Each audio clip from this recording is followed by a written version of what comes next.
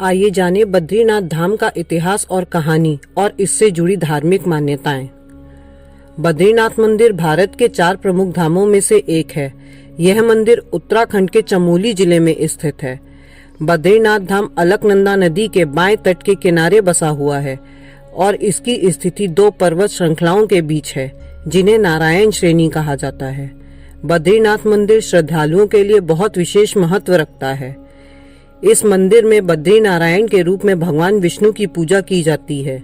यह मंदिर ऋषिकेश से लगभग 240 किलोमीटर दूर है। भगवान बद्रीनाथ का यह मंदिर समुद्री तल से लगभग 3133 मीटर की ऊंचाई पर है। इसे बद्री धाम या छोटा 4 धाम कहकर के भी बुलाया जाता है। यह भारत में स्थित 4 धामों में से एक प्रमुख धाम है, जिसे हिंदुओं द्वारा विशेष मान्यता दी जाती है।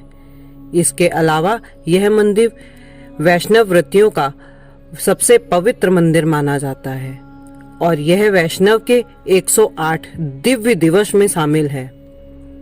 मंदिर में स्थित भगवान बद्रीनाथ की प्रतिमा भगवान विष्णु को समर्पित है, जो कि 3.3 फीट की शालिग्राम की बनी हुई है। आपको बता दें कि यह प्रतिमा स्वयंभू है।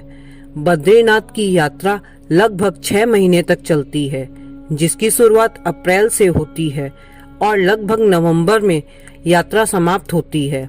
बद्रीनाथ मंदिर के इतिहास से संबंधित विभिन्न प्रकार की मान्यताएं हैं। हालांकि बद्रीनाथ मंदिर की उत्पत्ति के संबंध में कोई ठोस प्रमाण नहीं है, लेकिन विभिन्न प्रकार के साहित्य और ग्रंथों में बद्रीनाथ मंदिर का उल्लेख मिलता है।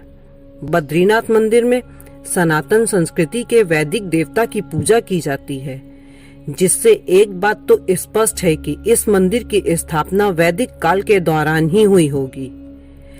बद्रीनाथ मंदिर में बद्रीनाथ की स्थापना 16वीं सदी के गढ़वाल के राजा ने की थी, जिसने भगवान बद्रीनाथ की मूर्ति को इस मंदिर में स्थापित कराया था।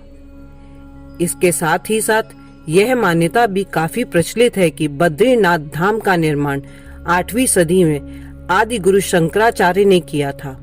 कहा जाता है कि आदि गुरु शंकराचार्य के अनुसार इस मंदिर का पुजारी केवल दक्षिण भारत के केरल राज्य का हो सकता है।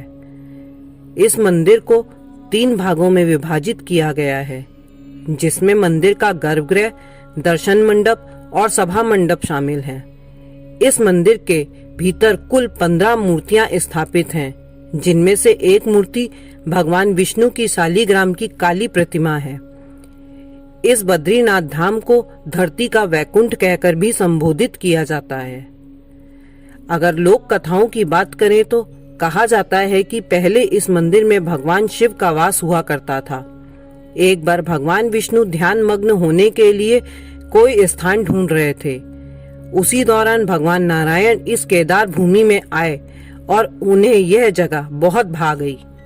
जब भगवान विष्णु यहाँ आए तो उन्होंने अलकनंदा नदी और ऋषि गंगा के संगम के पास पहुंचकर एक छोटे से बालक का रूप धारण कर लिया और बहुत तेज तेज रोने लगे, जिसे सुनकर भगवान शिव और माता पार्वती उनके पास आए और उनसे रोने का कारण पूछा, जिस पर उन्होंने कहा कि उन्हें ध्यान योग के लिए यही जगह चाहिए।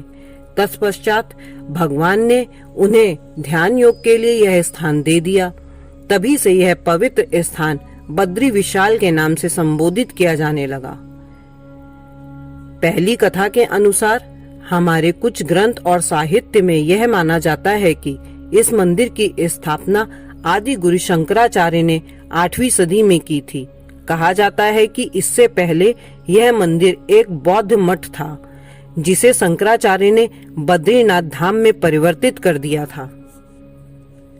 कहा जाता है कि बौद्धों को यहाँ से निकालने के लिए शंकराचार्य ने यहाँ के राजा परमार शासक कनकपाल से मदद ली थी।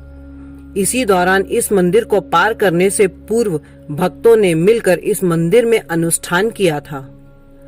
तब से आज तक यह मंदिर कई बार क्षतिग्रस्त हुआ, लेकिन बताया जाता है कि सन 1803 में भयंकर हिमानी भूकंप आया था, जिसमें मंदिर को बहुत ज्यादा नुकसान हुआ, जिसके बाद जयपुर के राजा ने इस मंदिर का निर्माण कराया।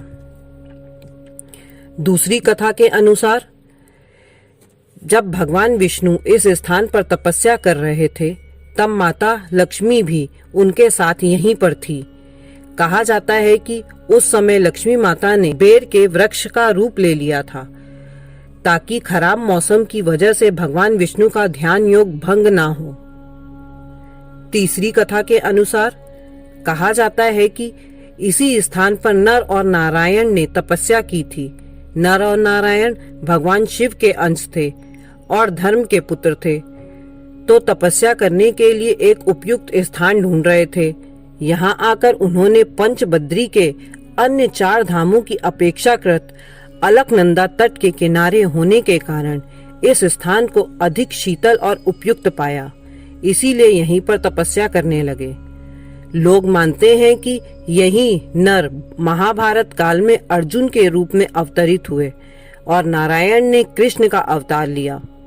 इस मंदिर का नाम बद्रीनाथ रखे जाने के पीछे एक रोचक कथा है। कहा जाता है कि एक बार माता लक्ष्मी भगवान विष्णु से रूठ गई और रूठ के मायके चली गई। भगवान विष्णु ने लक्ष्मी जी को मनाने के लिए इसी स्थान पर बेर के वनों में, जिन्हें बद्री कहा जाता है, उसी के वृक्ष पर बैठकर तपस्या की थी।